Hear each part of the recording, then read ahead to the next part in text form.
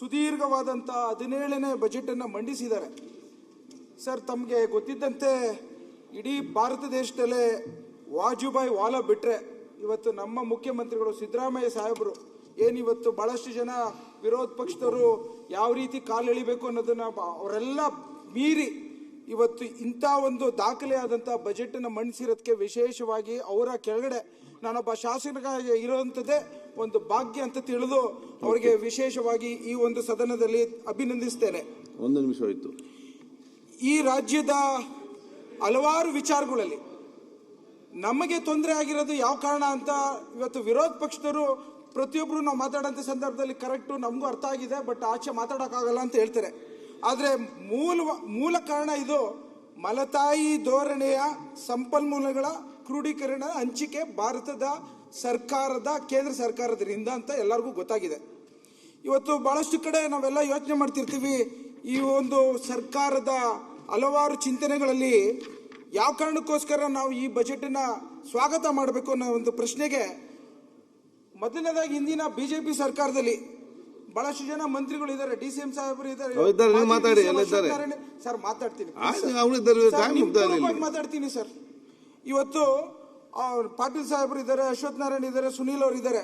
ನೀವೆಲ್ಲ ಹಿಂದೆ ಬಜೆಟ್ಗಳು ರಿಸರ್ವ್ ಮಾಡ್ಬೇಕಾದ್ರೆ ದುಡ್ಡು ಇಲ್ದಲ್ಲೇ ಮಾಡ್ಬಿಡ್ತಿದ್ರಿ. ಇವತ್ತು ನಮ್ಮ ಸರ್ಕಾರದ ಮುಖ್ಯಮಂತ್ರಿಗಳು ಇದಕ್ಕೋಸ್ಕರ ವಿಶೇಷವಾಗಿ 17 ಬಜೆಟಿನ ಅನುಭವದಲ್ಲಿ ಫಿಸ್ಕಲ್ ಡಿಫಿಸಿಟ್ ಇಂದ ಹಿಡಿದು ಶಿಸ್ತಿಂದ ಹಿಡಿದು ದುಡ್ಡು ಹಣವನ್ನು ಎತ್ತಿಕ್ಕೆ ಇವತ್ತು ಬಜೆಟನ್ನು ಮಂಡಿಸಿದ್ದಾರೆ ಅಂತಂದರೆ ವಿಶೇಷವಾದಂಥ ಅಭಿನಂದನೆಗಳನ್ನು ನೀವು ಸಹ ಹೇಳಬೇಕಾಗಿದೆ. ಇವತ್ತು ನಾನೊಂದು ಮಾತನ್ನು ಹೇಳಲಿಕ್ಕೆ ಇಚ್ಛೆ ಪಡ್ತೇನೆ. ಮಾನ್ಯ ಸಭಾಧ್ಯಕ್ಷರೇ, ನಮ್ಮ ಗ್ರಾಮಾಂತರ ಪ್ರದೇಶದಿಂದ ಬಂದಿದ್ದೀವಿ ನಾವು. ಅಶ್ವಥ್ ನಾರಾಯಣ್ ಥರ ಬೆಂಗಳೂರಲ್ಲಿ ಎಲ್ಲ ಶ್ರೀಮಂತರ ಜೊತೆ ಇಲ್ಲ ಮಾನ್ಯ ಸಭಾಧ್ಯಕ್ಷರೇ. ನಮ್ಮಲ್ಲಿ ಹಳ್ಳಿಗಳಲ್ಲಿ ಪಾಪ ಅವರಿಗೆ ದಿನನಿತ್ಯ ದುಡ್ಡು ಒದಗಿಸೋದೇ ಭಾಳಷ್ಟು ಕಷ್ಟ.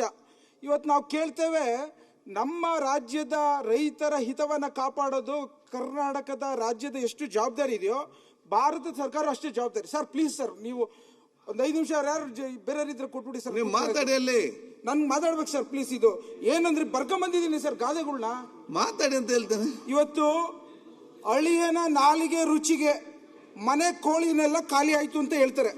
ಅಂದ್ರೆ ಅಳಿಯನ ನಾಲಿಗೆ ರುಚಿಗೆ ಮನೆ ಕೋಳಿ ಎಲ್ಲ ಖಾಲಿ ಮಾಡಿದ್ರಂತೆ.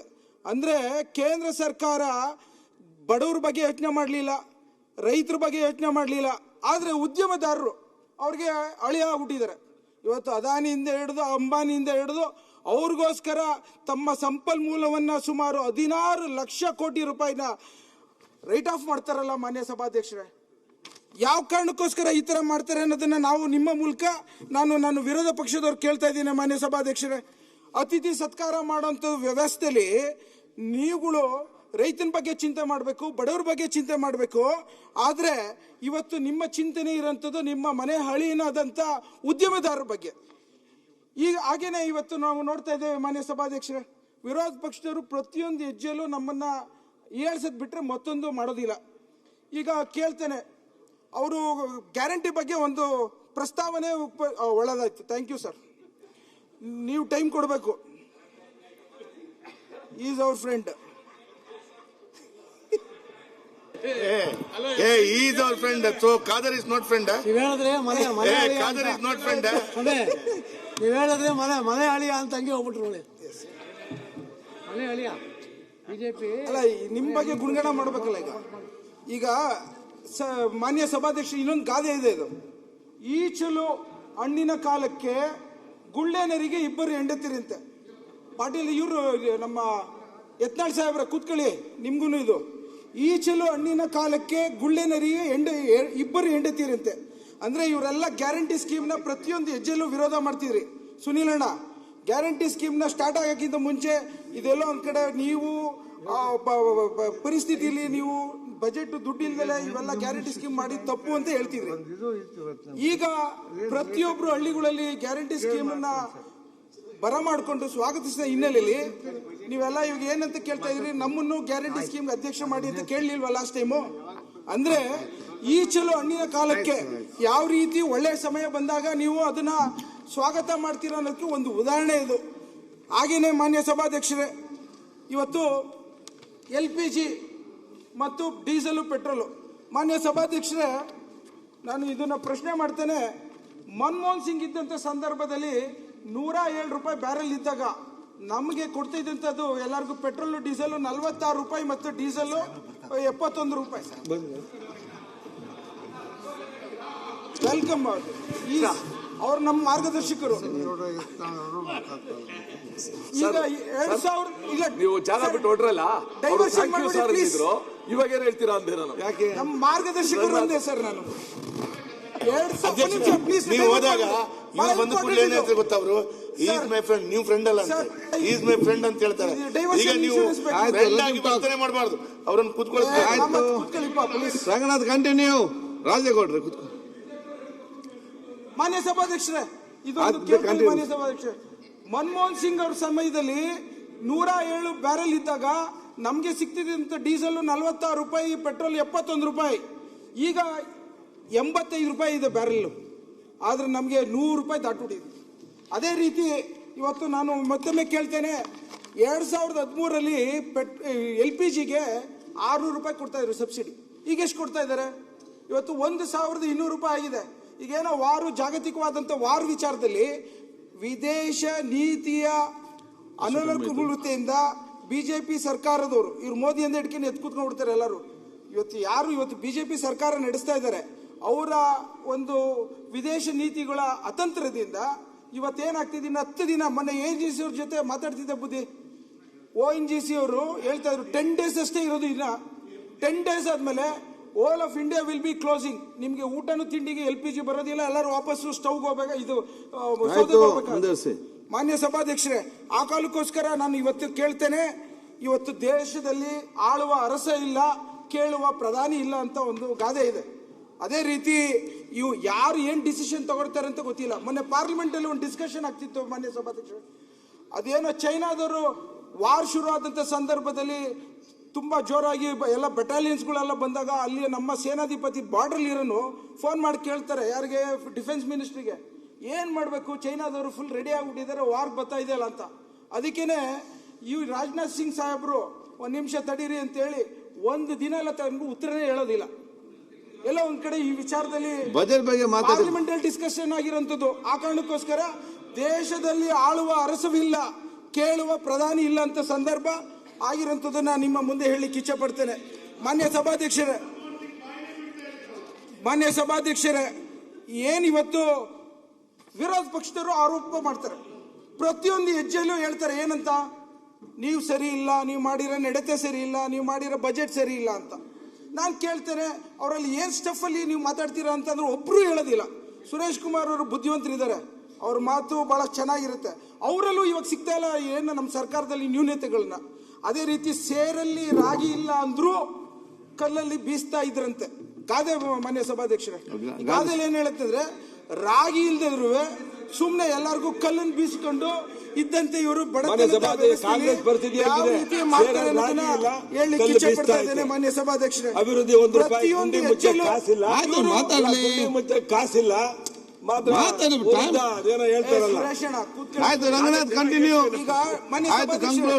ಅಂತರಾಳದ ಸತ್ಯದ ಮಾತು.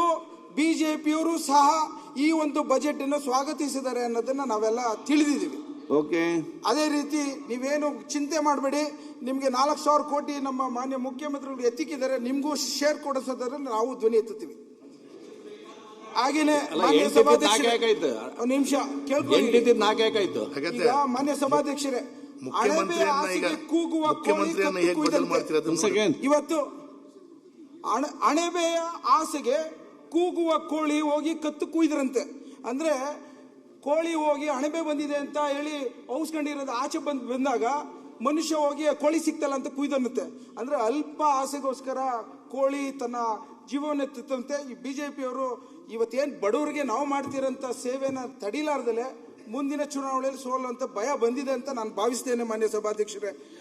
ಹಾಗೇನೆ ಇವತ್ತಿನ ದಿನ ಏನು ಮಾನ್ಯ ಸಭಾಧ್ಯಕ್ಷರೇ, ಪ್ರತಿಯೊಂದು ವಿಚಾರದಲ್ಲೂ ಅಡ್ಡದಿಡ್ಡಿ ಮಾತನಾಡಿ ಗಡ್ಡವನ್ನ ಕೀಳಿಸ್ಕೊಂಡ್ರಂತೆ. ಸುನೀಲಣ್ಣ, ನಿಮ್ದು ವಿಚಾರ, ಪ್ರತಿಯೊಂದು ವಿಚಾರದಲ್ಲೂ ಪರಿಣಾಮ ಜವಾಬ್ದಾರಿ ನಿಮ್ಮ ಮೇಲಿದೆ. ಅಶ್ವತ್ಥನ, ನಿಮ್ಗೆ ವೈಯಕ್ತಿಕವಾಗಿ ನೀವು ಘನತೆಗೆ ತಕ್ಕಂತೆ ಮಾತಾಡಬೇಕು ಅಂತ ನಾನು ಮನವಿ ಮಾಡ್ತೇನೆ. ನೀವು ವಿರೋಧ ಪಕ್ಷದಲ್ಲಿ ಇದ್ಕೊಂಡು ನಿಮ್ಮ ಜವಾಬ್ದಾರಿ ಬಹಳಷ್ಟು ಹೆಚ್ಚಿದೆ. ಮುಂದಿನ ದಿನಗಳಲ್ಲಿ ಏನಾದ್ರು ವಿರೋಧ ಮಾಡಾಗಿದ್ರೆ ಒಂದು ಸ್ವಲ್ಪ ಎಲ್ಲ ಪರಿಣಾಮಕಾರಿಯಾಗಿ ಏನಾದ್ರು ಯಾವ್ದಾದ್ರು ವಿಚಾರಧಾರಿಗಳನ್ನು ಮಾತಾಡಬೇಕು ಅಂತ ಹೇಳಿ, ಆ ಕಾರಣಕ್ಕೋಸ್ಕರ ನೀವು ಅಡ್ಡದಿಡ್ಡಿ ಮಾತನಾಡಬೇಡಿ ಅಂತ ನಾನು ಕೇಳ್ಕೊತಾ ಇದ್ದೀನಿ. ಅದೇ ರೀತಿ ಇವತ್ತು ಬಿಜೆಪಿ ಅವರು ಆಗ್ಲೇ ಚುನಾವಣೆ ಬೈ ಎಲೆಕ್ಷನ್ ಬಂದಿದೆ ಅಂತ ಹೊರಟ್ಬಿಟ್ಟಿದ್ದಾರೆ.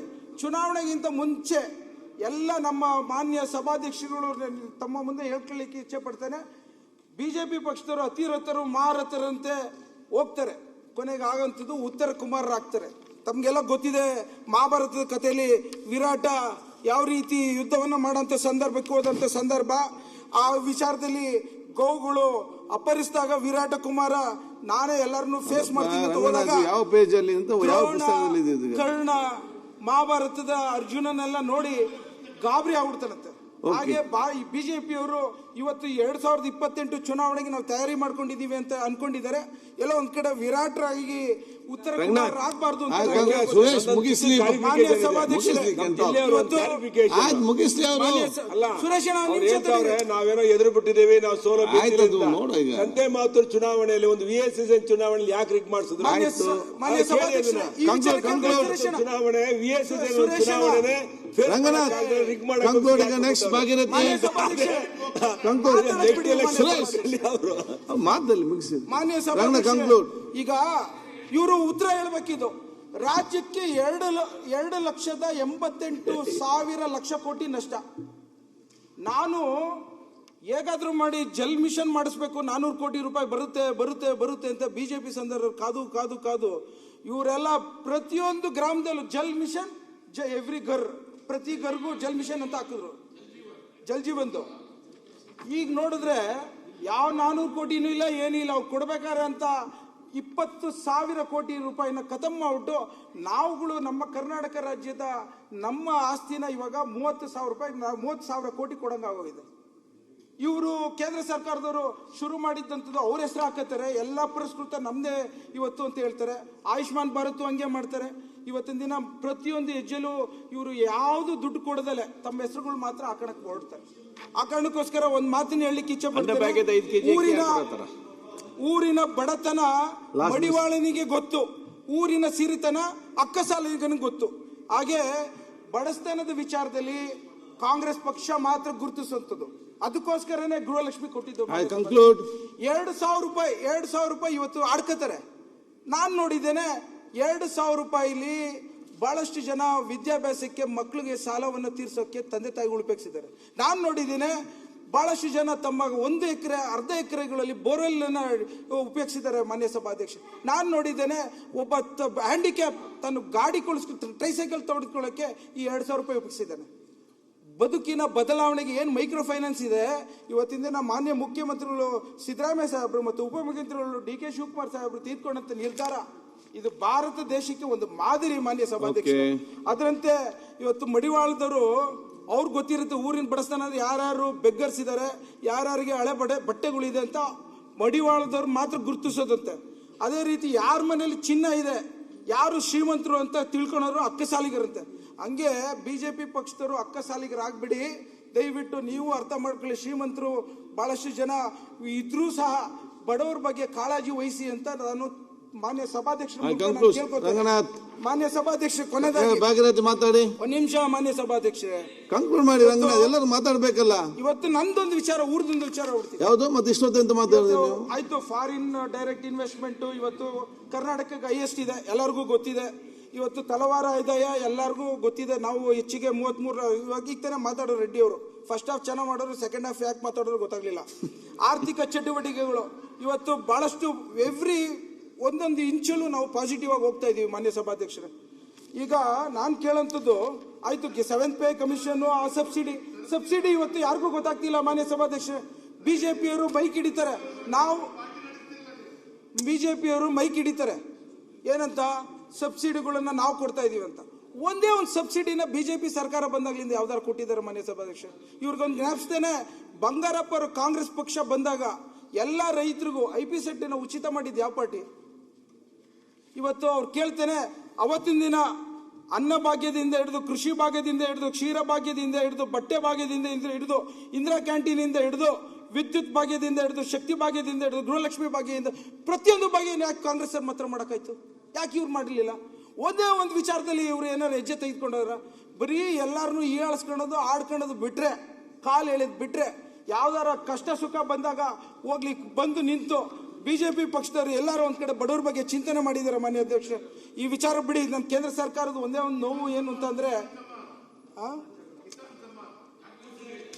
ನಿಂತೋಯ್ತಲ್ಲ ರಂಗನಾಥ್, ಮಾನ್ಯ ಸಭಾಧ್ಯಕ್ಷರ, ಗಡಿಗೆಯಲ್ಲಿ ಎಣ್ಣೆ ಇರುವ ತನಕ ಗರಿತಿಗೆ ನಿದ್ದೆ ಇಲ್ಲ ಅಂತೆ. ಗಡಿಗೆಯಲ್ಲಿ ಎಣ್ಣೆ ಇರುವ ತನಕ ಗರಿತಿಗೆ ನಿದ್ದೆ ಇಲ್ಲ. ಬಡವರಿಗೋಸ್ಕರ ಕಷ್ಟಪಡೋರ್ಗು ನಮ್ಮ ಮುಖ್ಯಮಂತ್ರಿಗಳಾದಂತಹ ಸಿದ್ದರಾಮಯ್ಯ ಸಾಹೇಬ್ರು, ಒಂದು ನಿಮಿಷ, ನಮ್ಮ ಮುಖ್ಯಮಂತ್ರಿಗಳಾದಂತಹ ಸಿದ್ದರಾಮಯ್ಯ ಸಾಹೇಬ್ರು ಮತ್ತು ಉಪಮುಖ್ಯಮಂತ್ರಿಗಳಾದಂತಹ ಡಿ ಕೆ ಶಿವಕುಮಾರ್ ಸಾಹೇಬ್ರಿಗೆ ನಿದ್ದೆ ಬರೋದಿಲ್ಲ. ಬಡವರ ಬಗ್ಗೆ ಚಿಂತನೆ ಮಾಡೋದ್ರಿಂದ ತಾಲೂಕಿಗೆ ಈಗ ಮುಖ್ಯಮಂತ್ರಿ ಡಿ ಕೆ ಶಿವಕುಮಾರ್ ಅದೊಂದು ಗಾದೆ ಹೇಳ್ಬಿಡ್ರಿ. ಸುರೇಶ್ ಅವರ ಮಾತನ್ನು ಮುಗಿಸ್ಲಿ. ಸುರೇಶ್, ಬೇರೆ ಮಾತಾಡ್ಲಿಕ್ಕಿದೆ. ನೆಕ್ಸ್ಟ್ ಮುಖ್ಯಮಂತ್ರಿ ಯಾವಾಗ ಆಗ್ತಾರೆ? 2028ಕ್ಕ 2026 ಮೇ ಆದ್ಮೇಲೆ. ಸುರೇಶ್ ಗೌಡ್ರೆ, ನೀವು ಕಂಟಿನ್ಯೂ. ಮಾನ್ಯ ಸಭಾಧ್ಯಕ್ಷರೇ, ನನ್ನ ತಾಲೂಕಿನ ವಿಚಾರಕ್ಕೆ ಹೇಳ್ತೇನೆ. ಇವತ್ತಿನ ದಿನ ಇರಿಗೇಷನ್ ಡಿಪಾರ್ಟ್ಮೆಂಟ್ ಇಂದ ಹೆಚ್ಚಿನ ಒತ್ತನ್ನು ಸಿಕ್ಕಿ ಇವತ್ತು ಬಹಳಷ್ಟು ನನಗೆ ರೈತರ ಬಗ್ಗೆ ಆಲೋಚನೆ ಮಾಡಲಿಕ್ಕೆ ಬಹಳಷ್ಟು ಸಮಗ್ರವಾದಂತಹ ಒಂದು ಶಕ್ತಿಯನ್ನು ಸಿಕ್ಕಿದೆ ಮಾನ್ಯ ಸಭಾಧ್ಯಕ್ಷ. ಹಾಗೇನೆ ರೆವಿನ್ಯೂ ಡಿಪಾರ್ಟ್ಮೆಂಟ್ ಇಂದ ಇವತ್ತೇನು ಪೋಡಿಯಿಂದ ಹಿಡಿದು ಕಂದಾಯದಿಂದ ಹಿಡಿದು ಪ್ರತಿಯೊಂದು ಹೆಜ್ಜೆಯಲ್ಲೂ ಬಹಳಷ್ಟು ಸುಧಾರಣೆ ತಂದಿರೋದು, ವಿಶೇಷವಾಗಿ ಅವ್ರಿಗೂ ಅಭಿನಂದನೆಗಳು ಮಾನ್ಯ ಸಭಾಧ್ಯಕ್ಷ. ಹಾಗೇನೆ PWD ಮತ್ತೆ RDPR ಇವಾಗ ಏನೋ ನಾವು ಪಥ ಕಾಯ್ತಾ ಇದೀವಿ, ಪಥದಲ್ಲಿ ಈಗ 30 ಕಿಲೋಮೀಟರ್ ಕೊಡ್ತೀವಿ ಅಂತ ಹೇಳಿದರೆ, ಅದನ್ನು ಒಂದ್ ಕಡೆ ಮೈನರ್ ಇರಿಗೇಷನ್ ಮಂತ್ರಿಗಳಿಗೂ ವಿಶೇಷವಾಗಿ ಧನ್ಯವಾದ ಹೇಳಿಕ್ ಬಯಸ್ತೇನೆ. ಆದರೆ ಈಗ ನನ್ ಕೇಳೋಂಥದ್ದು ಮಾನ್ಯ ಸಭಾಧ್ಯಕ್ಷರ ಮೂಲಕ ಮುಖ್ಯಮಂತ್ರಿಗಳಿಗೆ ನನ್ನ ನೋವುಗಳು ಹೇಳ್ಕೋಬೇಕು. ಒಂದು, ನಾನೊಬ್ಬ ಡಾಕ್ಟರ್ ಆಗಿದ್ಕೊಂಡು ನನಗೆ ಮೆಡಿಕಲ್ ಕಾಲೇಜ್ ಬೇಕು, ನೀವು ಕೊಡೋಕ್ಕಾಗೋದಿಲ್ವಾ? ನನಗೆ ಯಾವ್ದಾರು ಸ್ನೇಹಿತರನ್ನ ಹಿಡ್ಕೊಂಡ್ ಬರ್ತೀನಿ, PPP ಮಾಡಲಲ್ಲಿ ನನಗೆ ತಾಲೂಕು ಹಾಸ್ಪಿಟ್ಲನ್ನ PPP ಮಾಡಲಲ್ಲಿ ಬೇರೆ ಮೆಡಿಕಲ್ ಕಾಲೇಜ್ ಮಾಡೋಕ್ಕೆ ಅನುಮತಿ ಬೇಕು. ಅದು ಕ್ಯಾಬಿನೆಟ್ ಅಲ್ಲಿ ಆಗಬೇಕು. ತಮ್ಮ ಮೂಲಕ ನಾನು ಕೇಳ್ಕೊತಾ ಇದ್ದೀನಿ ಮುಖ್ಯಮಂತ್ರಿ ಅವ್ರಿಗೆ. ಒಂದು, ಎರಡನೇದು, ಈಗ ತಾನೇ ನಮ್ಮ ಸೋಮಶೇಖರ್ ಯಶಸ್ವಿನಿ ಸ್ಕೀಮ್ ವಿಚಾರದಲ್ಲಿ ಹೆಚ್ಚಿನ ಜವಾಬ್ದಾರಿ ತೆಗೆದುಕೊಂಡು ನಾವು ಅನುಕೂಲತೆ ಆಗ್ತಿರೋಂಥದ್ದು ಇದು ತೆಗೆದುಕೋಬೇಕು ಅಂತ ನಾನು ಮುಖ್ಯಮಂತ್ರಿಗಳಿಗೆ ನಿಮ್ಮ ಮೂಲಕ ಕೇಳ್ಕೊತೇನೆ. ಈಗ 16 ವರ್ಷದ ಪ್ರೈವೇಟ್ ಬಿಲ್ ಏನು ಇವಾಗ ಬ್ಯಾನ್ ಮಾಡಿದ್ದಾರೆ, ಅದು ರೆಗ್ಯುಲೇಷನ್ ಮಾಡ್ಲಿಕ್ಕೋಸ್ಕರ ನಾನು ಪ್ರೈವೇಟ್ ಬಿಲ್ ತಂದಿದ್ದೆ. ನೀವೇನೋ ಅವಕಾಶ ಮಾಡಿಕೊಟ್ಟಿಲ್ಲ. ಅದೇನೋ 4 ಡಿಪಾರ್ಟ್ಮೆಂಟ್ಗಳು ಕೂತ್ಕೊಂಡು ಕಲ್ಯೂಟ್ ಮಾಡ್ಬೇಕಂತೆ. ಆದ್ರೂ ಸಹ ನನ್ನ ಮಧ್ಯದಲ್ಲಿ ಅದು ಯಾವ ರೀತಿ ನಿರ್ಬಂಧನೆ ಮಾಡಬೇಕು ತಾವು ಅವಕಾಶ ಮಾಡಿಕೊಡ್ಬೇಕು. ಹಾಗೇನೆ ಇವತ್ತಿನ ದಿನ ನಾನು RDPR ಮಂತ್ರಿಗಳು ಮತ್ತು IT ಮಂತ್ರಿಗಳು ಇದ್ದಾರೆ. ನನ್ನಲ್ಲಿ ವಿಶೇಷವಾಗಿ ಅವ್ರನ್ನ ಕೋರಿಕೆ ಕೇಳ್ಕೊತೀನಿ. ನಮ್ದು 100 ಕಿಲೋಮೀಟರ್ ಇದೆ ಮಾನ್ಯ ಸಭಾಧ್ಯಕ್ಷ ಬೆಂಗಳೂರಿಂದ. ಈ ಕಡೆ ರಾಮನಗರ ಫಿಲ್ ಆಗ್ಬಿಟ್ಟಿದೆ, ಚನ್ನಪಟ್ಟ ಫಿಲ್ ಆಗಿದೆ, ಈ ಕಡೆ ಹೊಸಕೋಟೆ ಫಿಲ್ ಆಗಿದೆ, ಎಲ್ಲ ಕಡೆ ಇದೆ. ನಿಮ್ಗೆ ಸಿಗೋದು ಒಂದೇ ಕುಣಿಗಲ್ಲು, ಒಂದೇ ಡೆವಲಪ್ಮೆಂಟ್ಗೆ. ನಾನೊಂದು 100 acres ಕೊಡ್ತೀನಿ. ಅವ್ರಿಗೆ ಕೇಳ್ತಾ ಇದ್ದೀನಿ, ಇವಾಗ ಏನೋ ಲೀಪ್ ಪ್ರೋಗ್ರಾಮ್ ಮಾಡಕ್ ಹೊರಟಿದ್ದಾರೆ. ಏನದು? Local economical auxiliary program.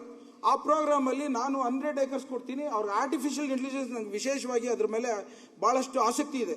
ಇದು ಆರ್ಟಿಫಿಷಿಯಲ್ ಇಂಟೆಲಿಜೆನ್ಸ್ ಏನಕ್ಕೆ ಅಂತ ಅಂದ್ರೆ, ಪ್ರತಿಯೊಂದು ಹೆಜ್ಜೆಯಲ್ಲೂ ನಿಮಗೆ ಪ್ರತಿಯೊಂದು ಭಾರತ ದೇಶದ ಅಭಿವೃದ್ಧಿ ಆಗಬೇಕು ಅಂತಂದ್ರೆ ನಾವು ಅದರಲ್ಲಿ ಪ್ರೋಗ್ರೆಸ್ ಆದ್ರೇನೆ. ಇವತ್ತು ಇರಾನ್ US ವಾರ್ ನೋಡ್ತಾ ಇದ್ದೀರಲ್ಲ, artificial intelligence playing a very important role there.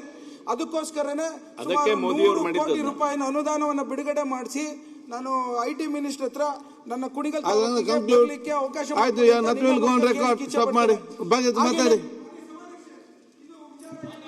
ಮಾನ್ಯ ಅಧ್ಯಕ್ಷರೇ, ಮಾತನಾಡಲಿಕ್ಕೆ ಅವಕಾಶ ಮಾಡಿಕೊಟ್ಟದಕ್ಕೆ ಧನ್ಯವಾದಗಳು ಅರ್ಪಿಸುತ್ತೇನೆ. ಲಾಸ್ಟ್ ಕನ್ಕ್ಲೂಡ್ ಮಾಡಕ್ಕೆ ಅವಕಾಶ ಮಾಡಿ. ಈ ಕಡೆ ನೋಡಿ, ಇದು ರೇಷ್ಮೆದು ಬೋನಸ್ 8 ತಿಂಗಳಿಂದ ಕೊಟ್ಟಿಲ್ಲ. ಅದನ್ನ ನಾನು ಸರ್ಕಾರಕ್ಕೆ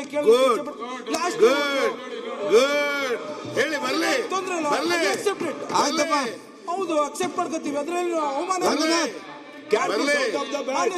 ಸಭಾಧ್ಯಕ್ಷರೇ, ಸುರೇಶ್ ನಿಮ್ಮ ಮೂಲಕ ಮಾನ್ಯ ಸಭಾಧ್ಯಕ್ಷ ಕೇಳ್ಕೊಳ್ಳಿ. ಕನ್ಕ್ಲೂಡ್ ಮಾಡಿ. ಮಾತಾಡ್ತೀರಿ ಒಂದೇ ಒಂದು ವಿಚಾರ, ನನಗೆ ಹೆಣ್ಮಕ್ಳದ ವಿಚಾರದಲ್ಲಿ ಇದೆ ಮಾನ್ಯ ಸಭಾಧ್ಯಕ್ಷ. ಮಾತಾಡಬಹುದು ಕೇಳಿ ಮನೆ, ಇದು ಸೀರಿಯಸ್. ಇದು ಡಾಕ್ಟರ್ ಆಗಿದ್ಕೊಂಡು ಮೆನ್ಸ್ಟ್ರಲ್ ಹೈಜೀನ್ ವಿಚಾರದಲ್ಲಿ ಅವೇರ್ನೆಸ್ ಬಹಳ ಕಡಿಮೆ ಇದೆ. ನಾನು ಅದಕ್ಕೋಸ್ಕರನೇ ಏನು ಮಾಡಿದೆ, ಸುಮಾರು ಮೆನ್ಷಲ್ ಕಪ್ ಅಂತ ಹೊಸದಾಗಿ ಬಂದಿದೆ. ರೆಡ್ಡಿ ಸರ್ ಕೂತ್ಕೊಳ್ಳಿ ಸರ್ ಪ್ಲೀಸ್. ರಂಗನಾಥ್ ಒಂದು ನಿಮಿಷ, ಇದು very important sir. This government has to take some. First ಮಾತಾಡಬೇಕಿತ್ತಲ್ಲ ನೀನು. ಏನಾಗಿದೆ, people are using unhygienic cloths. ನಾನು ಅದಕ್ಕೋಸ್ಕರನೇ 5,000 menstrual cup costing around 20 lakh rupees ಮುಂದಿನ ದಿನಗಳ, ಈಗ ನೆಕ್ಸ್ಟ್ ವೀಕ್ ನಾನು ಮಾಡಿಸ್ತಾ ಇದ್ದೀನಿ ನಮ್ಮ ಕುಣಿಗಲಲ್ಲಿ. Government should support a menstrual cup which we can use it for more than 8 years. So ಹಾಗಾಗಿ ನಾನು ಮಾನ್ಯ ಮುಖ್ಯಮಂತ್ರಿಗಳ ಸಾಹೇಬರಿಗೆ ನಿಮ್ಮ ಮೂಲಕ ಕೇಳಲಿಕ್ಕೆ ಇಚ್ಛೆ ಪಡ್ತೇನೆ. ಇವತ್ತಿನ ದಿನ ನಾವು ಹೋಗಿ ಪಬ್ಲಿಕಲ್ ಟಾಯ್ಲೆಟಲ್ಲಿ ಯೂರಿನೇಷನ್ ಮಾಡ್ತೀವಿ, ಯಾರು ಕೇಳಲ್ಲ. ಎಲ್ಲರ ಮುಂದೆ ಕಿಸ್ ಹೊಡಿತಾರೆ, ಯಾರು ಕೇಳಲ್ಲ. ಆದರೆ ಹೆಣ್ಮಕ್ಳುಗಳಿಗೆ ಒಂದು ಪಬ್ಲಿಕಲ್ಲಿ ಅವರು ಮೆನ್ಸ್ಟ್ರಲ್ ಪ್ಯಾಡ್ ತರಕ್ಕೆ ಪೇಪರಲ್ಲಿ ಕವರಲ್ಲಿ ಹಾಕ್ಬಿಟ್ಟು ತರ್ತಾರೆ. We need to change that. ಬಾಯ್ಸಿಂದ ಹಿಡಿದು ಹುಡುಗರ ತನಕ ಇದು ಅವೇರ್ನೆಸ್ ತರಲಿಲ್ಲ ಅಂತಂದರೆ ಎಲ್ಲೋ ಒಂದು ಕಡೆ we are failing in getting the social justice for the ladies. So ಇಂಥವೆಲ್ಲ ಕೇಳಿ ಸರ್, ನಾನು ಹೇಳ್ತೀನಿ, ಅದಕ್ಕೆ ಟೈಮ್ ಕೊಡಲ್ಲ ನೀವು. ಸರ್ ಇದು ಲಾಸ್ಟ್ ವಿಚಾರ ಮಾತಾಡಿ ಸರ್. ಮಾನ್ಯ ಅಧ್ಯಕ್ಷರೇ, ಒಂದು ಆಯ್ತು ಸರ್. ನೀವು ವಿಶೇಷವಾಗಿ ಒಂದು ನಿಮಿಷ ಮುಗಿಸ್ಬಿಡ್ತೀನಿ. ನಾನು ಲಾಸ್ಟ್ ಒಂದೇ ಒಂದು ನಾನು ಕೇಳೋಂಥದ್ದು, ಈ ಭಾಗ್ಯಗಳು ಕೊಡೋದ್ರ ಜೊತೆಗೆ ನಾವೇನು ಸಬ್ಸಿಡಿಗಳು ಕೊಡೋದ್ರ ಜೊತೆಗೆ ನಾನು ಕೇಳೋದಿಷ್ಟೇ ಸರ್, ಮುಂದಿನ ದಿನಗಳಲ್ಲಿ ರೈತರಿಗೆ ಬಗ್ಗೆ ಇವತ್ತೇನು ನನಗೆ ನೋಡಿ ಸರ್, ನನ್ನ ಹಳ್ಳಿಯಿಂದ ಬಂದಿದ್ದೀನಿ. ನಾನೇನೋ ಹಳ್ಳಿಯಿಂದ ಬಂದಿದ್ದೀನಿ ಅಂದರೆ ನಾನು ಬೆಂಗಳೂರಲ್ಲಿ ಓದ್ಕೊಂಡು ಹಳ್ಳಿಗೆ ಹೊರಟೋದೆ. ಈಗ MLA ಆಗಿ ನನಗೆ ಆಶೀರ್ವಾದ ಮಾಡೋರು. ರೈತರ ಮಕ್ಕಳನ್ನ ಒಬ್ಬರು ಮದುವೆ ಆಯ್ತಿಲ್ಲ ಸರ್, ಹೊಟ್ಟೆ ಉರಿಯುತ್ತೆ ಸರ್. ನಾನು ಯಾದಗಿರಿಗೆ ಹೋಗಿ ಮದುವೆಗಳಿಗೆ ಅಟೆಂಡ್ ಮಾಡಿ ಬಂದಿದ್ದೀನಿ ಸರ್. ಒಂದು 50 ಜನ ಲಾಸ್ಟ್ ಇಯರ್ ಹೆಣ್ಮಕ್ಳು ಯಾದಗಿರಿಯಿಂದ ಕರ್ಕೊಂಡ್ಬಂದು ಕುಣಿಗಲ್ಗೆ. ಅದಕ್ಕೋಸ್ಕರ ನಾನು ಅವತ್ತೇ ಹೇಳಿದೆ, ಏನಾರ ವಿಶೇಷವಾಗಿ ರೈತರಿಗೆ ಯಾರು ಸೊಸೆದಿರಾಗ್ತಾರೆ ಅವ್ರಿಗೆ ವಿಶೇಷವಾದಂಥ ಭತ್ಯೆ ಕೊಡಬೇಕು ಅಂತ ನಾನು ಕೈ ಮುಗಿದ್ಕೊಂಡು ಕೇಳ್ಕೊತೀನಿ ಸರ್. ಓಕೆ ಸರ್, ಕಂಕ್ಲೂಡ್ ಮಾಡಿ. ಹಾಗಾಗಿ ಮುಂದಿನ ಒಂದು ಸಾಲಿನಲ್ಲಿ ನಾವು ರೈತರ ಸೊಸೈಟಿಗೋಸ್ಕರ ಗೌರ್ಮೆಂಟ್ ಸಬ್ಸಿಡಿ ಆರ್ ಗೌರ್ಮೆಂಟ್ ಒಂದು ಭತ್ಯೆ ಕೊಡುವಂಥದ್ದು, ಇನ್ಸೆಂಟಿವ್ಸ್ ಕೊಡುವಂಥದ್ದು ಮಾಡಬೇಕು ಅಂತ ಹೇಳಿ ನೀವು ವಿಶೇಷವಾಗಿ ಧನ್ಯವಾದ ಹೇಳಿ ನಾನು ಮಾತು ಮುಗಿಸ್ತೇನೆ. ಧನ್ಯವಾದಗಳು.